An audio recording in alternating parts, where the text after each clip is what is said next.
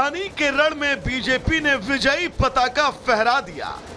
दिल्ली में 10 सालों से सत्ता पर काबिज आम आदमी पार्टी को उखाड़ कर बाहर कर दिया और करीब 27 साल का वनवास खत्म किया। हालांकि बीजेपी को प्रचंड बहुमत तो मिला, लेकिन अब सवाल है कि दिल्ली के मुखिया का ताज किसके सर पर होगा? क्या दिल्ली में भी मध्य प्रदेश और राजस्थान वाला फॉर्मूला चलेगा या फिर पार्टी आला कमान महाराष्ट्र की तर्ज पर किसी पुराने दिग्गज चेहरे पर भरोसा जताएगा? बहरहाल एक तरफ सीएम के चेहरे को लेकर सियासी रेस है, तो वहीं दूसरी तरफ इसे लेकर लगातार मुलाकातों का दौर जारी है।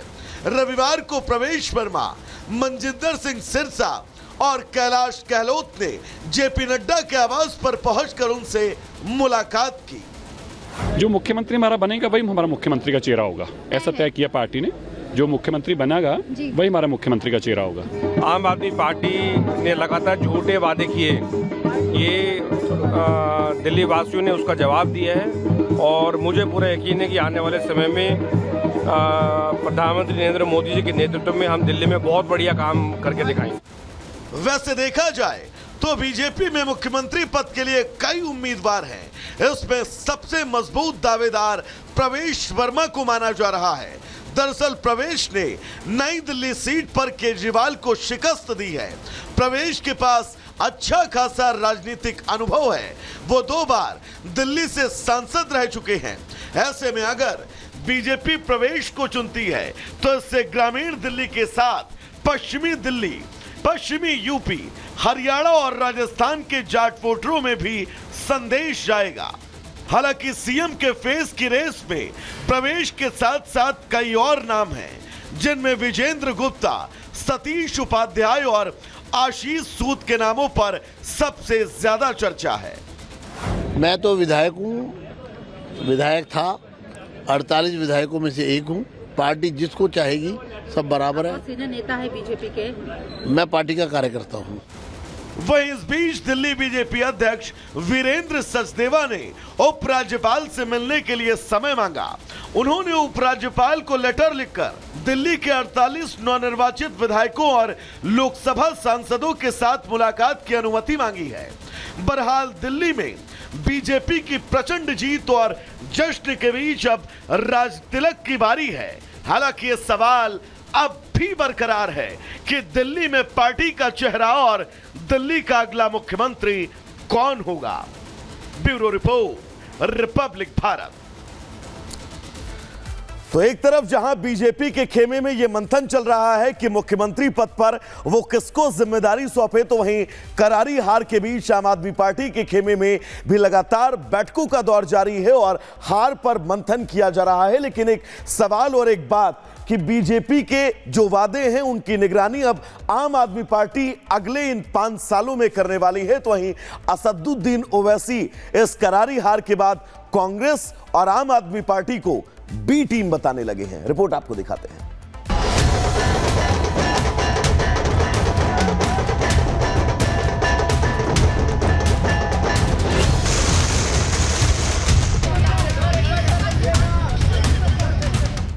दिल्ली विधानसभा चुनाव में आम आदमी पार्टी को तगड़ा झटका लगा।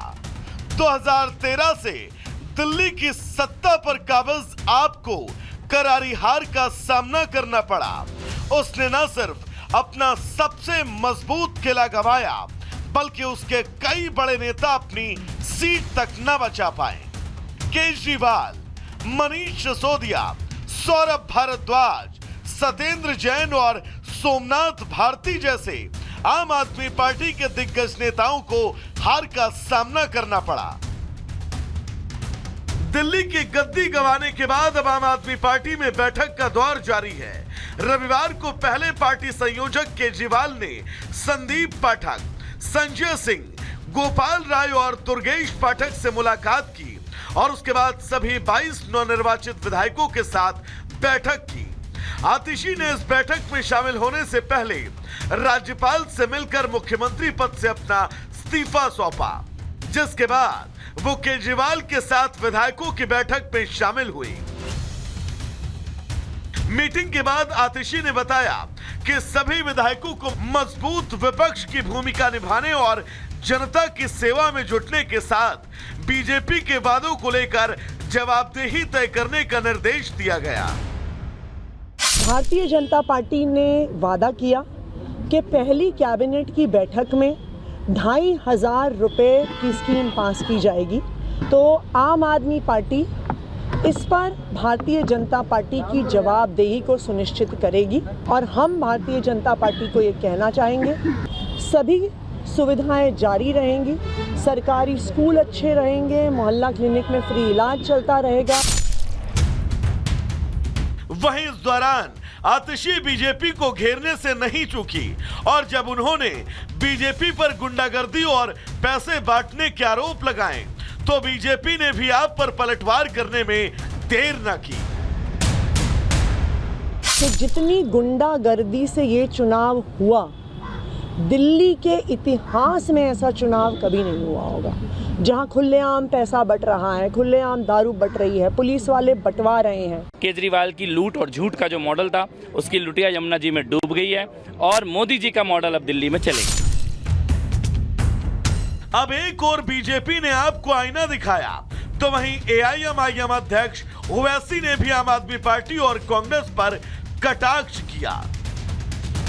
जो लोग अपने आप को बड़ा सेकुलरिज्म के दावेदार कहते थे, वो दोनों सियासी पार्टियां आज एक दूसरे पर बी टीम का इल्जाम नहीं लगा रही हैं। इससे ये बात साफ जाहिर होती है कि जहां मजलिस इलेक्शन अगर ज्यादा सीटों पर लड़ जाती तो ये फौरन इनका ये हरबे हथकंडे इस्तेमाल करना शुरू हो जाते। बहरहाल दिल्ली में चुनाव भले ही खत्म हो गए, लेकिन सियासतदानों के बीच चल रही जुबानी जंग से ये साफ है कि आने वाले समय में भी दिल्ली का सियासी पारा थमता हुआ नहीं दिख रहा। Bureau report, Republic Bharat. तो चलिए दर्शकों, गुड मॉर्निंग भारत में आगे बढ़ेंगे और आपको बड़ी खबर बता दें। दरअसल नए आयकर बिल से जुड़ी ये बड़ी खबर है। आज संसद में पेश हो सकता है ये बिल को मंजूरी दरअसल केंद्रीय कैबिनेट से मिल चुकी है। टैक्सेशन सिस्टम में सुधार के लिए ये बिल लाया जा रहा है। टैक्स सिस्टम में कैसे सुधार किया जाए, कैसे उसकी पूरी मशीनरी को और मजबूत किया जाए, इससे जुड़ा ये बिल आज सदन में पेश किया जाएगा। केंद्रीय मंत्रिमंडल की तरफ से हरी झंडी टैक्सेशन सिस्टम में सुधार के लिए आ रहे इस बिल को मंजूरी मिल चुकी है और आज सदन में यह बिल पेश किया जाएगा।